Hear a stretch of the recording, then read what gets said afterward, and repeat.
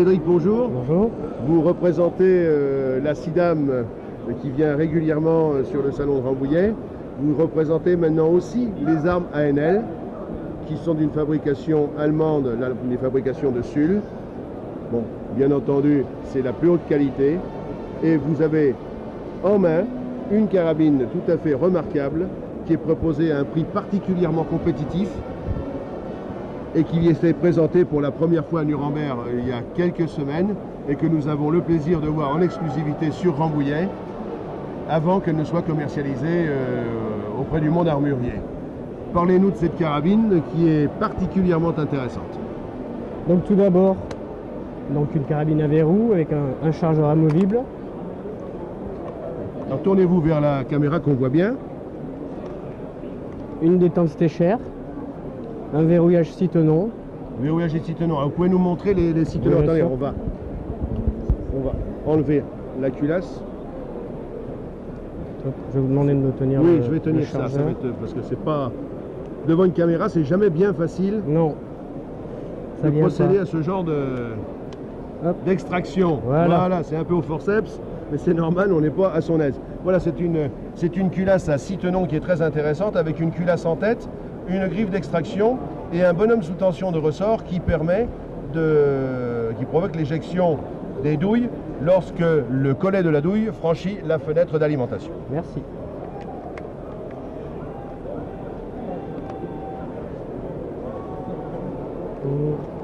Normalement, il rentre tout seul. Hein. Non, il est bloqué. Elle est bloquée.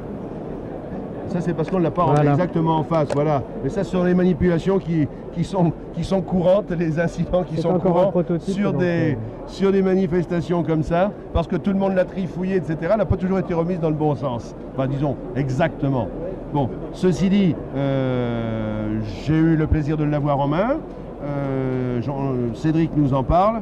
Bon, ce qui est très important ici, c'est ce que l'on va avoir, c'est un chargeur amovible qui permet de charger, je crois que c'est 4 cartouches. C'est exact. 4 cartouches en pile imbriquée, avec la particularité ici d'avoir des épaulements qui évitent la projection des munitions et notamment l'endommagement des balles contre la partie avant du chargeur. Hein, ça, c'est suite au recul. Donc ça, c'est très important. Donc on a les calibres ici alors qui sont donnés parce qu'elle est faite pour le calibre 9.362. Bon, 30.06 n'intéresse pas les Français dans la mesure où c'est un calibre de première catégorie. On a le 7.64 qui évidemment est un calibre bien connu et particulièrement bien vendu. Le 8.57 JS qui est le calibre allemand mais qui est malheureusement interdit en France. Et encore un autre 6.5 suédois qui est encore interdit en France. Donc ce sont des calibres très performants, mais qui ont été calibres de guerre, donc pour des raisons on n'ira pas plus dans l'explication, ne sont pas présents en France. Et il y a un autre calibre qui est super intéressant, c'est le 8.64S, qui se présente comme un calibre de battue tout à fait exceptionnel. Et le 8.64S, la particularité, c'est qu'il y a 2 distributeurs de munitions que sont les fabricants qui est Sellier-Bello.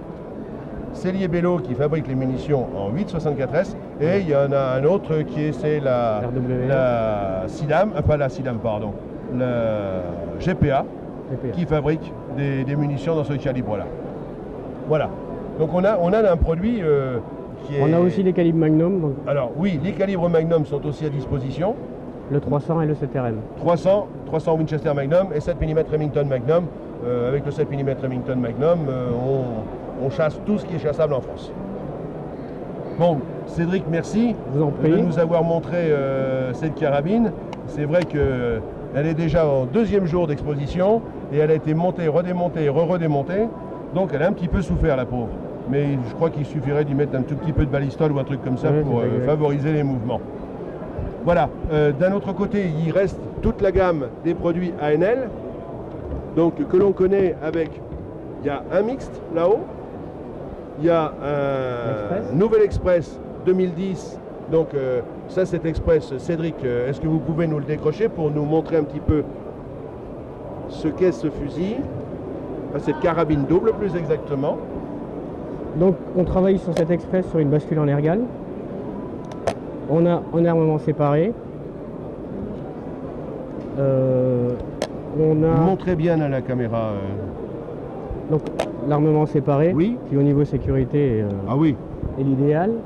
Et on a après le système de réglage de convergence des canons. Alors ça c'est très important. Le système de réglage de convergence des canons est très important dans la mesure où, suivant que l'on va choisir une munition ou une autre, ou une disponibilité, il est toujours possible de changer le réglage de convergence des tubes, alors que sur un express traditionnel, enfin une carabine Doom traditionnelle, on est obligé de dessouder les canons, de repositionner la cale et de ressouder pour trouver la bonne convergence.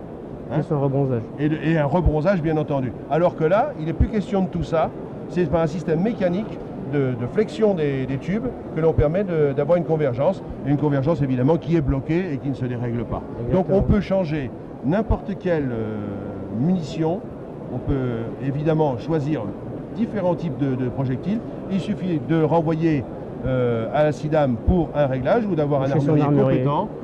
Un armurier compétent, parce que bon, ça nécessite un minimum de connaissances pour le faire. Ça ne s'improvise pas, mais on n'a plus à recourir aux fameux alésoirs qui consistaient à ovaliser les bouches des canons pour régler. Alors ça, vraiment, c'est de la bidouille qui est inacceptable. Et voilà, là maintenant, on met aux armuriers la possibilité, on donne aux armuriers la possibilité de procéder à un réglage sans abîmer l'arme, et ça permet aussi, en cas de revente à l'occasion, de ne pas avoir de doute. Sinon, un express qui est à canon soudé, quand on demande il est réglé avec quoi, on sait jamais. On ne sait jamais. Et si le gars me dit vous inquiétez pas, je vous règle ça, vous le lavez dans 2 jours, c'est donc qu'il fait joujou avec une lime. Hein. Voilà. Bon, Cédric, merci pour toutes ces précisions. Et vous voulez peut-être que je vous montre la Kiplof? La Kiplof, oui, on regarde la Kiplof. Parce que c'est pareil, c'est une Kiplof qui sort à un prix particulièrement compétitif. 1740 €. À 1740 €, on a une très très belle exécution. Donc on reprend un petit peu, si vous voulez, les caractéristiques de l'Express. Donc avec l'armure séparée, une bascule en ergal, donc une carabine très légère puisqu'elle fait 2,2 kg. 2,2 kg. Une panoplie de calibre très important. Alors qu'est-ce qu'on a comme calibre? Alors on a du 270, on a du 7RM, du 300 Winchester Magnum, 857 JRS, 9374R, 30R Blazer, 6557R, 765R. 765R, très bon calibre. Ensuite, on a le 7 mm Remington Magnum, qui est exactement bon, et l'excellent 270 Winchester, qui est un calibre véritablement à tout faire, et très très polyvalent.